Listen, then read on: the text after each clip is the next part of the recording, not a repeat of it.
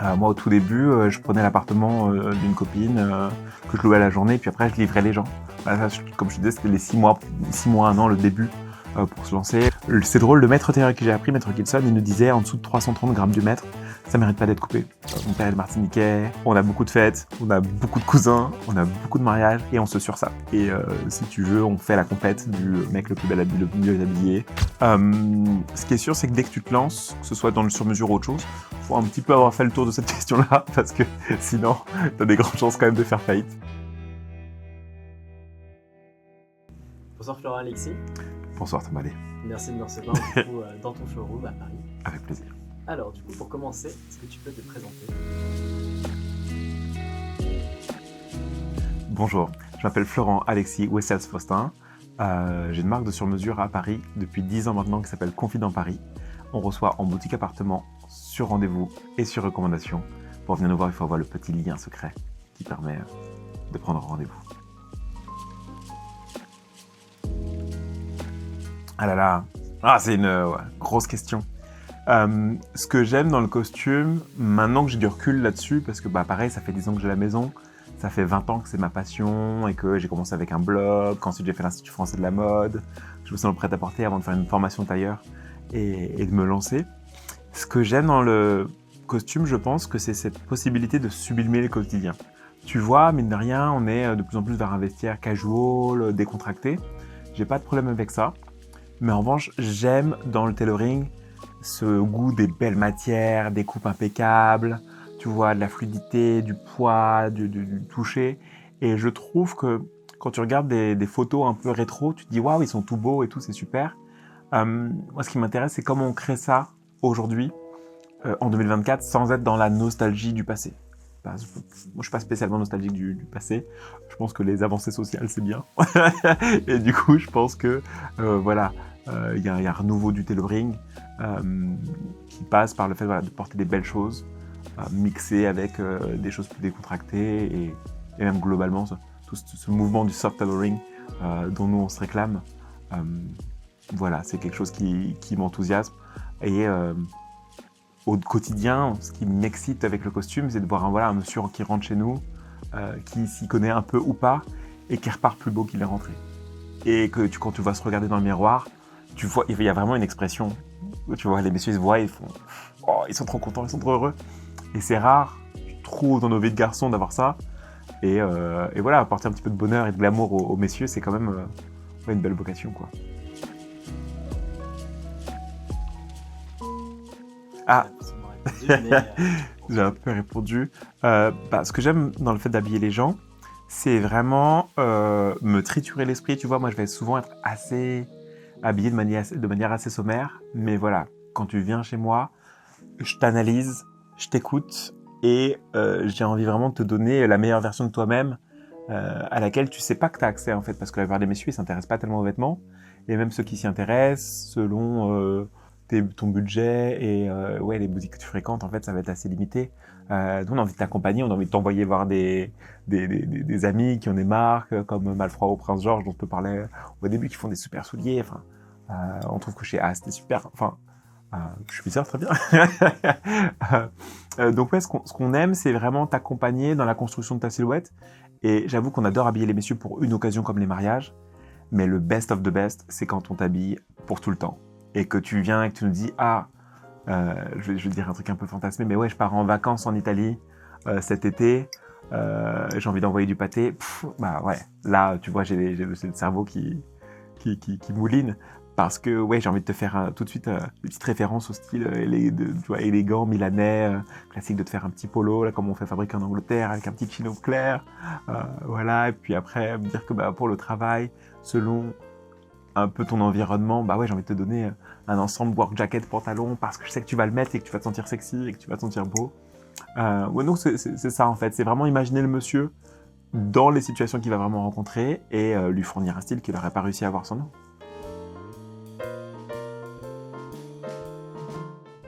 Ce qui est sûr, c'est que quand tu fais du vêtement, soit tu le fais toi-même, donc soit tu es maître tailleur, et à ce moment-là, a priori, du fil et une aiguille, des tissus, et c'est parti.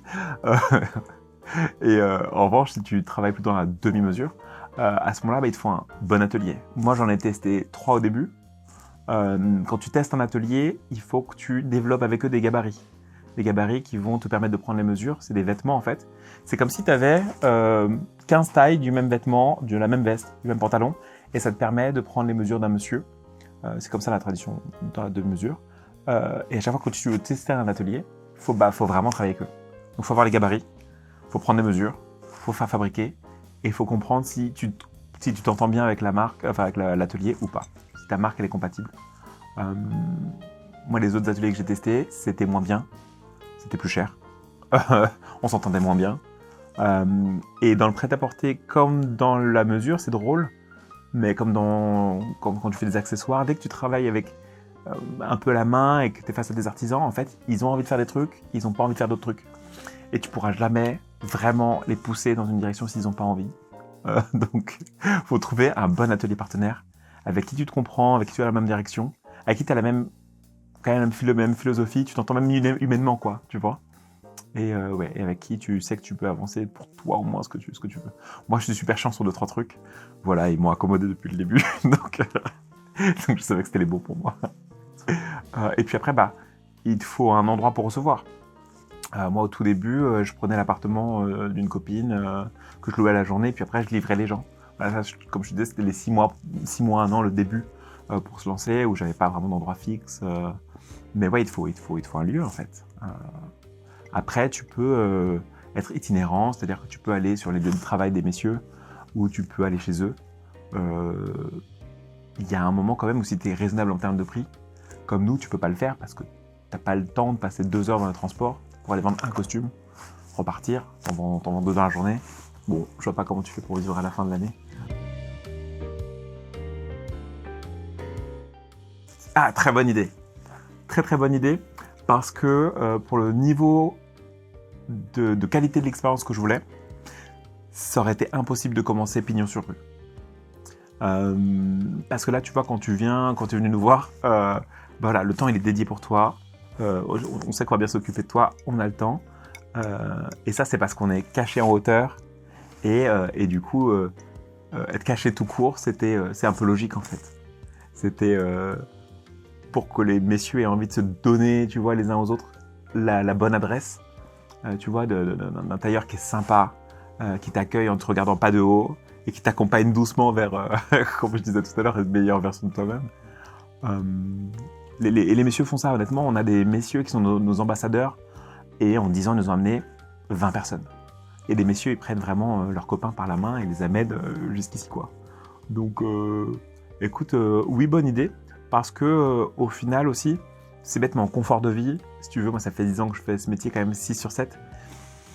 Et si j'avais été pignon sur rue, je pense honnêtement qu'on aurait gagné beaucoup plus de sous, mais j'aurais pas tenu 2 ans, quoi. C'est pas possible, ça aurait été beaucoup trop violent. Donc là, comme moi je vais bien, je peux bien te recevoir et te créer de belles expériences.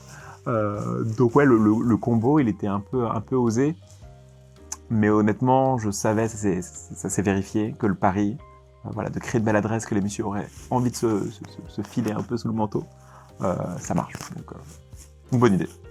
Et est-ce que ça va t'amener à changer peut-être ? Alors, forcément, moi j'ai commencé avec plein de visions pour la marque, plein de possibilités. Un de mes rêves, ce serait d'avoir un fond de cours, tu vois, et qui serait un peu une déclinaison d'aujourd'hui en fait, où tu aurais une sorte de boutique, presque pignon sur rue, mais fond de cours quand même, parce que j'ai envie d'avoir des petites tables devant que tu puisses, tu vois, limite avoir un café confident. Et l'espace boutique serait un peu disponible comme ça quand tu veux, sauf que pour y accéder, il faudrait déjà s'habiller chez nous. Et en revanche, si tu passes et qu'on a du temps, peut-être on te fera refaire un repérage, et après tu passeras par les mesures dans des salons qui seraient en haut, comme dans les maisons de luxe en fait, des années 50, les maisons de couture. Donc ouais, une version un peu déclinée de ce qu'on fait aujourd'hui. Tous les mêmes salons, mais en haut, avec un espace un petit peu plus walk-in, où tu peux débarquer de manière spontanée, un peu plus ouverte. Parce qu'aujourd'hui, c'est vrai que si t'as pas rendez-vous, à moins que tu sois très à l'aise avec nous, c'est rare les messieurs qui nous disent « je suis dans le quartier, je peux passer ». Après, il y a des messieurs, honnêtement, qu'on les connaît tellement bien, et puis voilà, ça se passe très bien, et puis ils ont compris qu'on aime bien qu'ils viennent nous voir. Parce que si on ne vend pas de choses, on fait faillite. Donc on est content de les recevoir.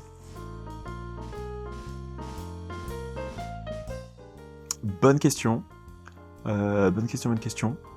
Pour moi, il n'y a pas une grosse mode qui domine, même si tu sais, sur les forums sartoriaux, ça parle beaucoup de bas de jambes à 19, pantalon super taille haute, Gorka, etc., etc. Nous, dans la vérité des messieurs qu'on voit au quotidien, ils veulent la version tailleur de ce qu'ils portent, eux, tous les jours. Donc, le monsieur que je vois qui arrive un peu avec un t-shirt oversize, un gros sweat, je sais que je vais faire un croisé déstructuré, pantalon semi-taille haute, coupe à la Florentine, justement, un peu droite, paf. Et un monsieur qui arrive chez moi avec un pantalon fort slim, ou que tu te demandes comment il va en sortir. Je sais que je vais faire du semi-slim parce que, il veut un truc un petit peu près du corps. Voilà. Ce qui est sûr, c'est que, pour moi, et c'est là où ça rejoint complètement ma philosophie, je pense que les gens, ils veulent se sentir sexy en costume, et en pantalon tailleur, et en veste tailleur, et ils ont compris que c'était possible, en fait, ils n'étaient pas obligés de souffrir quand ils portaient ces vêtements-là. Donc ça, écoute, ça nous rejoint, parce que c'est drôle, en ce moment, ça fait 10 ans que j'ai la maison, donc on commence un peu à réfléchir à qui on est, et où on va. Ouais, je pense qu'on veut vraiment, comme disait un monsieur que j'avais tout à l'heure, que ce soit badass quand t'es en costume, tu vois, et que tu te sentes sexy. Et du coup, je pense que c'est ça que veulent les gens, même s'ils s'en rendent pas forcément compte. Oh, le style confident. C'est déjà un peu de confort quand même. C'est bête à dire, hein, mais c'est une négo de temps en temps avec des messieurs qui veulent des trucs trop petits ou des choses comme ça. Voilà. Même si t'as fait la manche un peu trop petite. Voilà. Après, on va être... Je pense qu'une de nos caractéristiques, c'est vraiment ce pantalon un peu court, au-dessus de la chaussure, qu'on va te recommander de porter avec un mocassin. Les pantalons un peu carottes. Le déstructuré. Et globalement, c'est vraiment l'usage de tous ces tissus qui sont des tissus de costumes décontractés, mais que tu trouves d'ailleurs sur des vestes sport souvent. Nous, on travaille ça en costume. Voilà. Et bien sûr, of course, j'aurais dû commencer par ça, notre style, c'est le croisé. Ça, parce que ça, c'est un type de veste qui dit au monde que je m'habille pour le plaisir. Et ce qui est drôle, c'est que tu vois un ensemble comme j'ai pas l'ensemble, mais une veste comme je porte aujourd'hui, pour moi, c'est vraiment quelque chose d'assez plaisir, assez mode, parce que la rayure, je la fais quasiment que à des messieurs qui s'habillent pour le plaisir. Et donc, du coup, c'est quelque chose qui va être très confident. Tu vois, du croisé, la rayure, le déstructuré, voilà, un peu d'amplitude. Pardon, j'ai oublié de dire, pour le style confident, c'est aussi vachement le mix entre du tailoring et des pièces plus décontractées. Du t-shirt, tu vois, il y a longtemps, je faisais de la basket.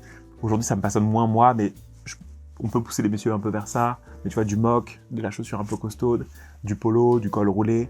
On a envie, en fait, notre style tailleur, il est très mixé avec des pièces plus décontractées. Encore une fois, on n'est pas dans ce truc. Enfin, j'adore mettre des mecs en 3 pièces cravate, mais 3 quarts du temps, quand je le fais, c'est pour un monsieur pour son mariage. Et quand je le fais, en revanche, sur une flanelle, pour le quotidien, dans une flanelle épaisse, c'est badass, quoi. Ouais. Donc ça, c'est... Donc on aime bien. Mais ouais, avoir ces références tailleurs, mais sur des work jackets, mixer avec des polos, des t-shirts, etc. Ouais, ça excite à fond.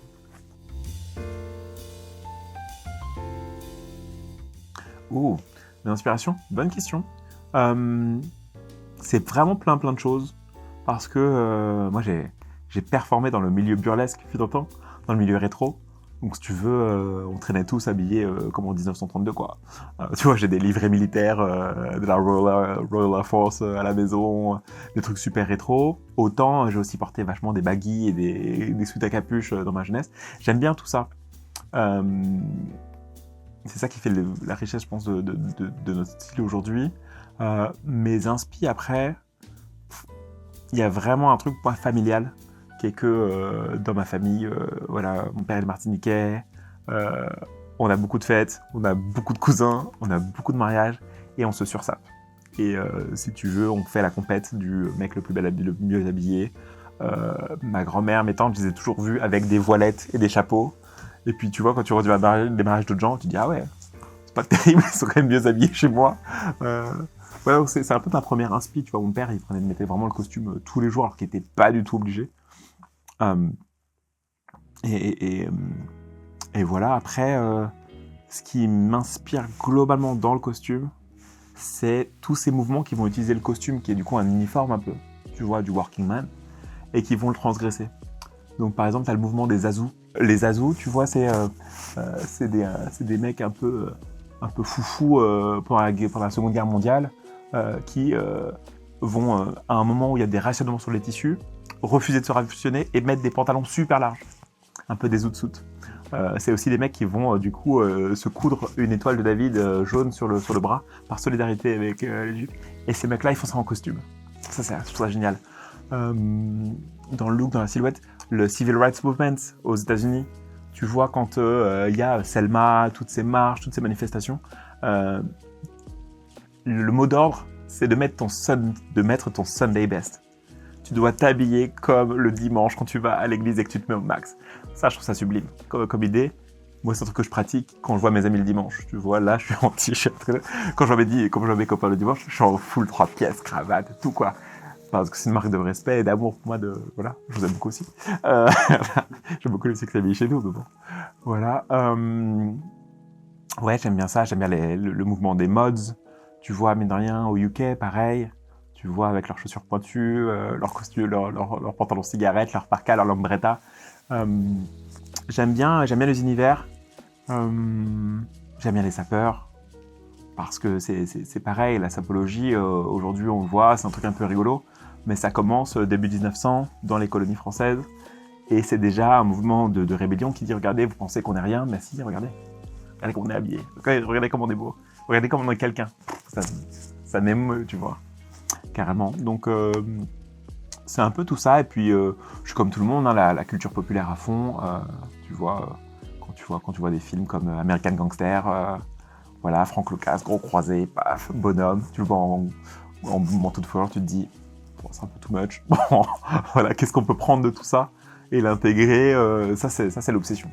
C'est dès que je vois des petits trucs comme ça, un mec dans la rue qui a un petit truc intéressant, tu te dis, ah, comment je peux le mettre dans la collection, comment je peux le mettre sur les messieurs que j'habille. Mais ouais, l'inspi, elle vient d'un peu tout ça. Hein.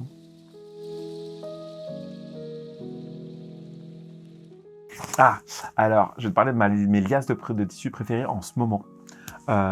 J'adore la City of London chez Holland Cherry parce que c'est un très gros grammage. C'est plus de 400 grammes du mètre. Tu vois, le tissu que je porte, c'est de 280 grammes du mètre. C'est le grammage qu'on travaillait à peu près pour tout le monde. C'est drôle, le maître théorique que j'ai appris, Maître Gibson, il nous disait en dessous de 330 grammes du mètre, ça mérite pas d'être coupé. Voilà, je trouve ça un peu radical. Et maintenant que le temps passe, je me dis, mais quand même, c'est vrai que ça tombe bien. Ça tombe bien mieux.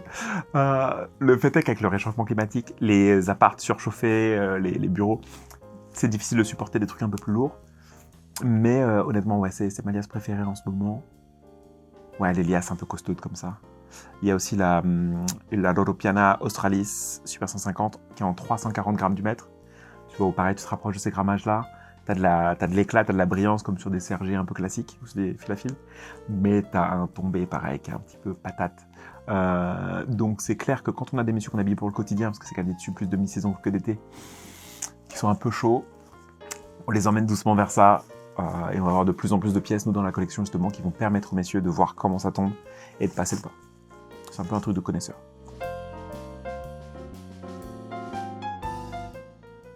Ah, mon meilleur souvenir depuis l'ouverture de la marque, c'est drôle parce que je pense que, mine de rien, quand tu es entrepreneur, tu penses toujours à l'étape d'après. Donc tu dis toujours, bon, c'est super tout ça, mais qu'est-ce qui va pas encore, quoi. Et le meilleur moment, franchement, je ne saurais pas te dire précisément, mais en ce moment, c'est un bon moment. Tu vois, on a des renforts, on a Mathilde qui nous a rejoint en septembre, elle qui a fait la chambre syndicale de la couture parisienne, donc c'est une technicienne. Elle s'est super bien adaptée à la maison, du coup on est 3 tailleurs. Et en fait, là où c'était un peu dans la douleur, quand même la saison des mariages et tout, bah là c'est un peu facile. Et donc là c'est un peu un bon moment, tu vois, de profiter de ces 10 ans d'enseignement de confident. Et puis moi-même, ma manière de gérer du monde qui travaille avec moi, de transmettre, c'est assez agréable. Puis la collection, elle est plus belle que jamais. Notre dernier lookbook, il est incroyable, je trouve. Franchement, c'est cool. Puis tu sais, j'ai 37, je vais avoir 38. c'est un peu le moment où tu commences à être un peu aligné avec toi-même, ton histoire, tout ça. Donc franchement, ouais. En ce moment, tous les jours, c'est un peu chouette. Trop bien. En espérant que l'année prochaine soit de nouveau la meilleure. Encore meilleur, bien sûr.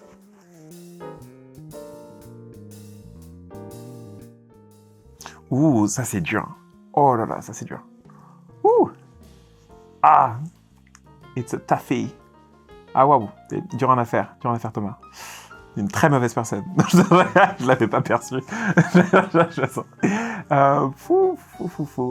Écoute, je pense que je... Sinon, quel est ton costume préféré, par exemple? Ça peut être- Non, mais si je devais en faire qu'un, ce serait un que je me suis déjà fait plusieurs fois. Je l'ai déjà ruiné plusieurs fois parce que je fais pas attention à mes vêtements, donc je les tue. Je pense que ce serait un Sergé, le bleu marine parfait, croisé 612, le Wagner, avec le gilet assorti bien sûr, et le pantalon, double pince, le sarto du coup, double pince, patte de serrage, revers de 4.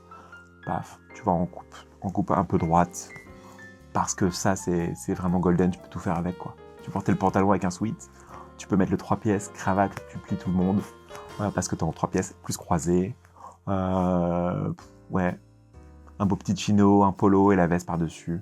Ça c'est vraiment la bonne base quoi. Venez me voir, tous les bénéfices de cette entreprise iront à la construction de mon château en Espagne. Donc n'hésitez pas. Non, je vais... Venez vous faire quelques pièces, quoi. C'est cool. Une fois de temps en temps, un petit pantalon, une petite veste, une petite work jacket. Ça fait du bien d'avoir des tissus de belles façons et des montages de cette qualité dans son vestiaire. Je trouve que ça change la manière dont on appréhende le vêtement tous les jours. Quand t'as vraiment des belles pièces. Ce qui est le cas de peu de messieurs, en fait, à moins de vraiment t'intéresser à la mode et tout. T'as difficilement des vraiment belles pièces. Donc, c'est des pièces qui durent, qui t'accompagnent dans le temps, dans les événements. Tu vois. Il y a un monsieur, ça avait fait plaisir quand même, il se reconnaîtra, qui avait fait faire une veste chez nous pour sa demande en mariage. Il m'a dit, ok, je vais demander ma copine en mariage en Italie à tel moment. Tac, ouais, ça c'est cool. Ouais. Donc venez faire ça et puis demandez votre copine en mariage aussi. Ça marche. Merci beaucoup, Florent. Avec plaisir. Voilà. À bientôt. À bientôt.